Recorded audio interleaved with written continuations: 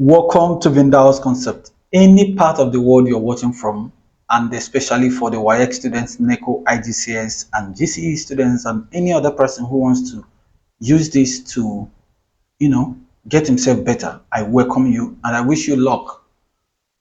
Then this is simple AC circuit part 3. That means you've seen the first and second we've done.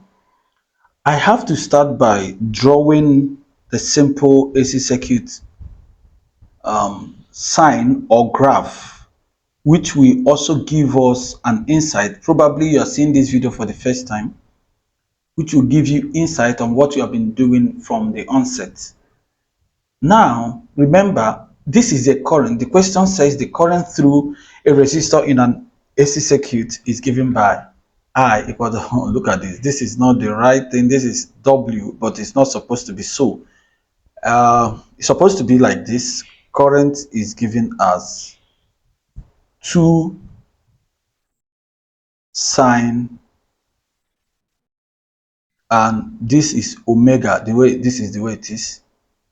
It's not an English word, omega, and it represents angle in this case. So I want you to know that while we move forward. Now we have to draw this particular graph.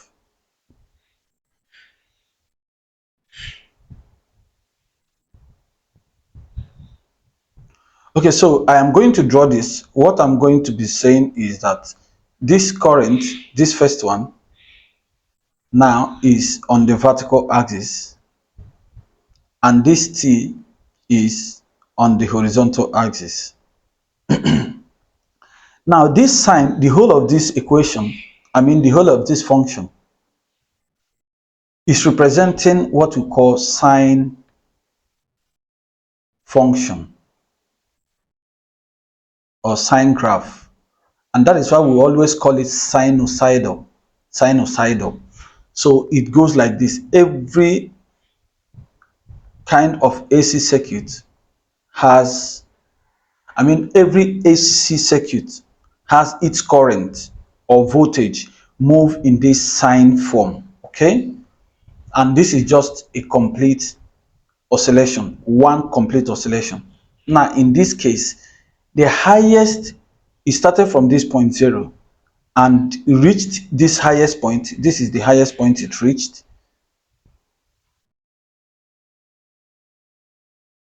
and it got to this highest point.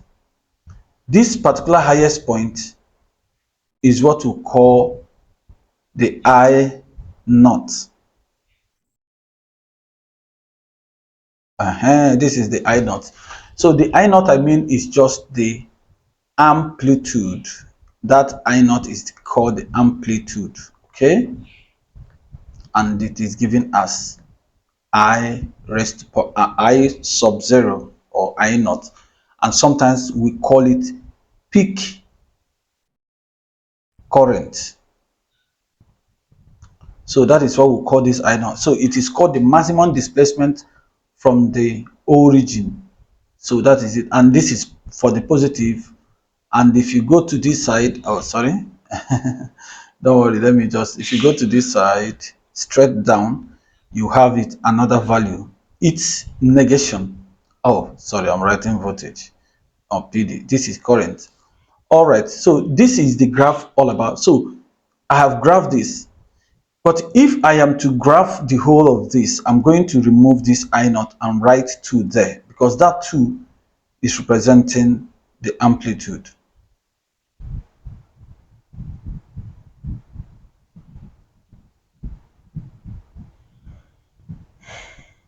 Okay, so I should draw this here. I'm going to write 2 here, okay, and this is going to be -2. Okay, now I don't want to go further. I have also done series of videos on sine function and how to sketch it, but then the question said we should determine the DC equivalence of the circuit. The DC equivalent of the circuit. When we talk about DC equivalent, that means this is the current of an AC. Now they want you to also have the same current in a DC that will be the same. the two of them will be the same. For this concept to be true, we need to employ what is called root mean square value. Root mean square value is the only value which is called the effective value of the current or voltage that will have the same heating effect per time in a resistor. So it is defined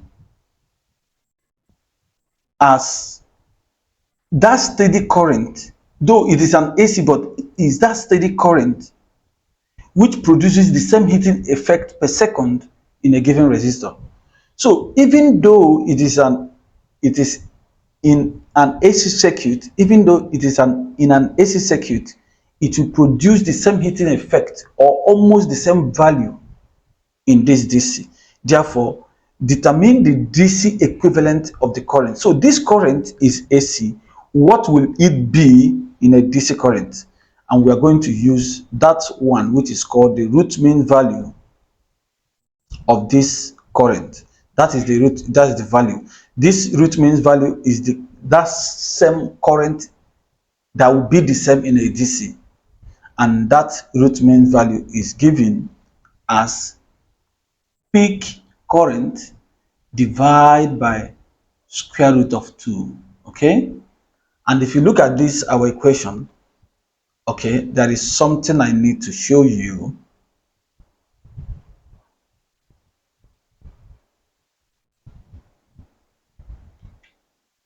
There is something I need to show you. If you have studied a general wave equation, you realize that the question will come with an equation and you are the one going to bring your own original. So my own original equation is this: I raised to power I naught sine omega t. If you look at this now very well, you realize that I can do the comparison, or I equate them. So equating them simply means that, remember, these two and this peak voltage of this current are the same thing. Therefore, I'm going to say that peak voltage is equal to 2 because I equated them. This is equal to this. This amplitude must be equal to this amplitude, and everything here must be equal to everything here. So because of that, I will just conclude that I naught is equal to these two.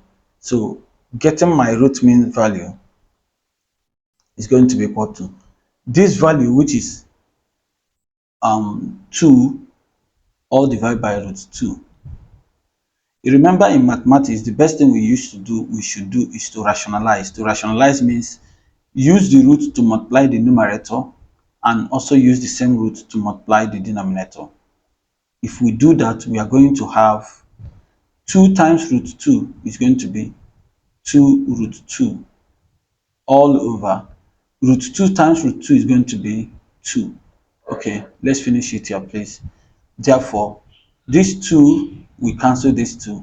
We have root 2 is equal to that current called RMS, which is the root mean square value of this current.